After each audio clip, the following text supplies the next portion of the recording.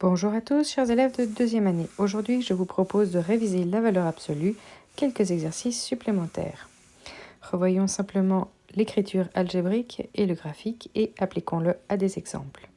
Ici, nous avons la définition en deux lignes. On voit le domaine par rapport à l'axe des x être plus grand ou plus petit que 0. Et ensuite, on va avoir une droite qui est soit croissante, soit décroissante selon le domaine.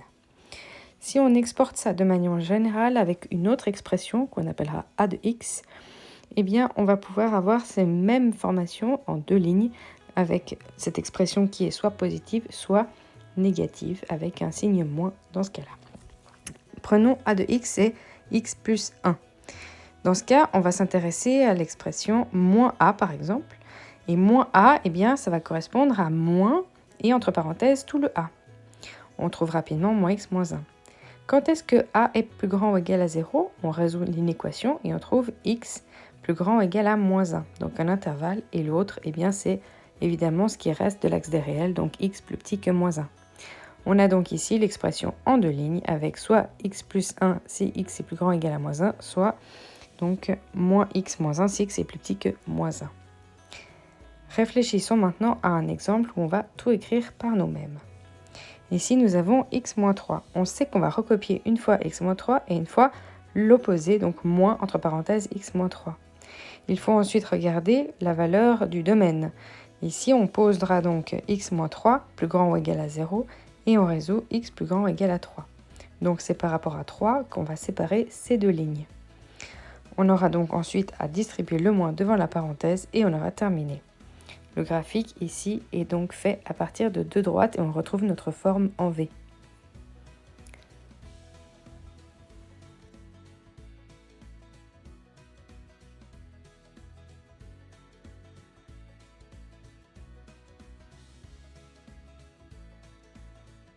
Mettez pause sur la vidéo pour essayer par vous-même, mais voici la correction. On recopie à chaque fois la ligne telle qu'elle sans valeur absolue et une fois on met un moins. On doit étudier ensuite l'intérieur pour savoir les conditions pour x. On regarde x plus grand ou égal à 0. Non, ici c'est 2x moins 4 plus grand ou égal à 0. On a donc tout qui se situe par rapport à 2. Une ligne avec plus grand ou égal à 2 et l'autre plus petit que 2. Donc de manière générale, on distribue encore le moins à la deuxième ligne et on a fini. Prochain exemple, attention, ça se corse. On a ici un moins devant le x. On commence gentiment comme d'habitude, on recopie la première ligne et on prend l'opposé pour la deuxième. Voici ensuite l'inéquation qu'on va étudier pour pouvoir savoir sur quel domaine est-ce qu'on a la première ou la deuxième ligne. Si on fait donc un petit dessin, on voit rapidement qu'on a ces deux droites qui se changent par rapport à une demi. Donc la question est de savoir qui va prendre le côté plus grand qu'une demi et plus petit qu'une demi.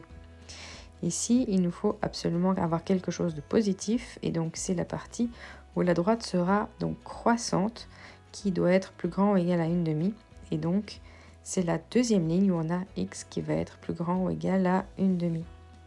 Alors que la partie donc de gauche sera donc décroissante et ce sera plus petit qu'une demi. On a donc à calculer complètement l'expression algébrique pour savoir si on doit prendre plus grand ou égal en fonction de si la droite est croissante ou décroissante. Il faut donc connaître vos fonctions pour bien comprendre comment avancer dans ce type d'exercice. Prochaine fonction, on reprend la même droite à l'intérieur d'une valeur absolue mais on rajoute un 2 devant. Alors ici, on peut toujours commencer nos droites avec donc une fois l'expression telle qu'elle, sans valeur absolue, et une fois avec un moins, où on change tous les signes. On peut aussi tout simplifier, et puis on va regarder ce qui se passe. Voilà, ici c'est de nouveau par rapport à une demi. Prenons le graphique pour nous aider. Mais donc ici, le changement de x plus grand ou égal se situe par rapport à une demi, donc 1 sur 2. Et là, de nouveau, la partie où la droite est croissante, c'est plus grand ou égal à une demi. Et de l'autre côté, ça sera plus petit qu'une demi. C'est donc de nouveau la première ligne qui obtiendra le plus petit qu'une demi et la deuxième qui est plus grand ou égal à une demi.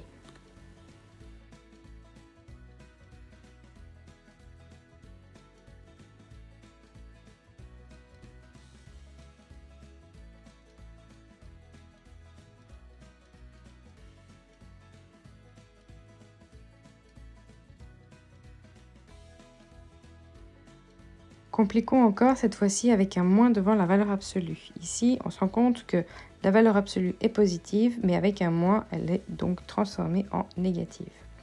Ici, on triche un peu et on regarde le graphique en premier. On va jouer ici avec toujours la même règle. Une fois, on recopie la ligne sans valeur absolue, mais avec des parenthèses. Et l'autre fois, on change le signe devant la parenthèse qui est remplacée par la valeur absolue. Ensuite, on regarde quand est-ce que cette parenthèse vaut 0 et c'est en moins 1 tiers.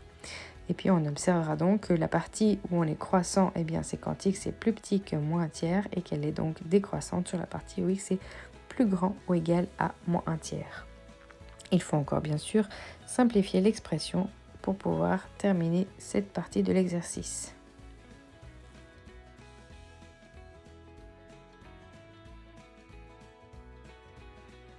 Compliquons encore une dernière fois où on a deux valeurs absolues mais que nous avons déjà étudiées dans ces feuilles de révision. Ici, nous avons affaire à deux valeurs absolues, on va les décortiquer donc séparément. On va aussi s'aider du graphique qui a été ici déjà présenté. Donc on a deux valeurs absolues et une se fait par rapport à moins 1 et l'autre par rapport à 3. Il faudra donc regarder quand on rassemble tout ça entre moins 1 et 3 pour le rose et le bleu. Et donc ici on va obtenir que nous allons obtenir en fait trois domaines qu'on remarque ici sur la représentation graphique. La fonction n'est pas en 2 mais en 3 morceaux cette fois-ci. Sur la partie plus grande que 3, on utilise la première ligne du bleu et la première ligne du rose. Et donc ici, on va pouvoir additionner simplement ces deux lignes avec la condition que x doit être plus grand ou égal à 3. La partie du milieu concerne la deuxième ligne du bleu et toujours la première ligne du rose. Ici, on doit être coincé entre moins 1 et 3. On doit donc ensuite s'occuper de la partie en vert. Plus petit que moins 1, c'est la deuxième ligne du bleu et la deuxième ligne du rose. Après avoir utilisé les bonnes lignes, eh bien on peut simplifier et puis on observera bien sûr que la dernière ligne, il y aura donc une fameuse constante que l'on voyait apparaître sur le graphique à la hauteur de 4. Pourquoi ? Parce que tout simplement, eh bien les x et moins x vont se simplifier à la ligne du domaine en orange. Et c'est ainsi qu'on a bien un bout de droite croissant sur la partie jaune, une constante sur la partie du milieu et une droite décroissante sur la partie verte. Si ça a été trop vite, n'hésitez pas à repasser certains passages, à arrêter, à essayer, à écrire surtout. Cela ne suffit pas de regarder, il faut essayer. Je vous souhaite de belles révisions et il y a d'autres vidéos sur ce sujet sur cette chaîne.